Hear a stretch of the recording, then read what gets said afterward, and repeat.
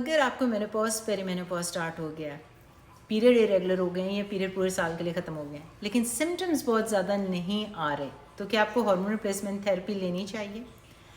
आपको इसके पीछे साइंस समझनी पड़ेगी। आपका एस्ट्रोजन जो ओवरीज पैदा कर रही थी वो तो हो गया ख़त्म। एस्ट्रोजन आपके पूरे जिस्म को प्रोटेक्ट कर रहा था, आपकी बोन्स को, आपके ब्रेन को, एवरी सेल को प्रोटेक्ट कर रहा था। अब कुछ सिम्टम्स तो खुल के सामने आ जाएंगे राइट अवे। आपको रात को नींद नहीं आएगी, आपको पसीने शुरू हो जाएंगे, मुंह लाल सुर्ख हो जाएगा, मूड स्विंग्स होंगे, हॉट फ्लैशेस होंगे। इसकी वजह से तो आप जाके डॉक्टर से बात कर सकते हैं। लेकिन कुछ सिम्टम्स होते हैं जो 10 साल के बाद आना शुरू होते हैं, यानी कि आपको 50 में मेनोपॉज हो गया, 60 के बाद आपके गोडे गिट्टे जोड़ों में जो दर्दें स्टार्ट हुई थी और जो आर्थराइटिस आपका ख़राब हुआ था, कितनी औरतें जो हैं जाके नी रिप्लेसमेंट करा रही होती हैं। फिर जो आपकी याददाश्त का प्रोसेस था उसका लूज़ होने का, वो तो बहुत पहले स्टार्ट हो गया था जब आपको मेनोपॉज स्टार्ट हुआ था, लेकिन उस वक्त पूरी याददाश्त आपकी नहीं गई थी।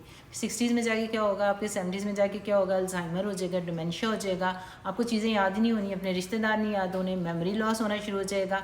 तो आपको क्या लगता है कि ओवरनाइट ये चीज़ हुई थी? नहीं, जब आपका मेनोपॉज स्टार्ट हुआ था, एस्ट्रोजन की कमी हुई थी, तब आपको ये सिम्टम्स आना शुरू हुए थे।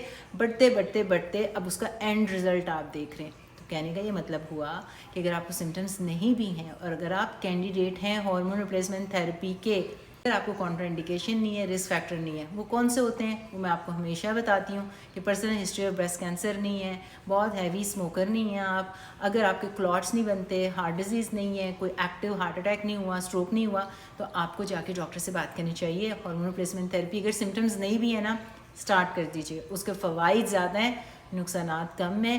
आपके डॉक्टर को ये ऑफ़र करना चाहिए, क्योंकि मेनोपॉज के अंदर आपने 30-40 साल तक ज़िंदा रहना है, तो आप किसी और के ऊपर बर्डन नहीं बनना चाहते और क्वालिटी ऑफ लाइफ के साथ ज़िंदा रहना चाहते हैं, और चाहते हैं कि जो आप अभी फंक्शन कर रहे हैं जिस तरह अपनी लाइफ को, उस तरह ही 40 साल के बाद भी करें।